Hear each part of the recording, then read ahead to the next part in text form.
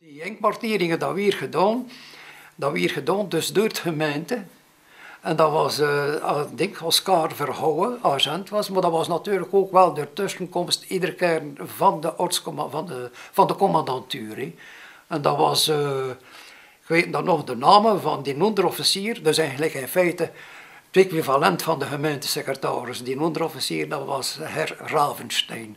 En dat was de onderofficier van de commandantuur. Ja, het was niet de Noorse commandant die hem er persoonlijk mee bezig hield.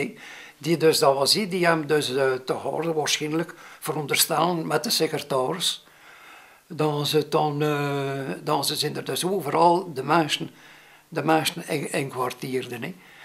En dat was er toen die agent, dat was Oscar Verhouwen, die overal met de briefjes kwam en die eigenlijk in feite de tussenpersoon was, kon ik er zo zeggen. En die dus overal die verschillende eenheden dus inkwartierde.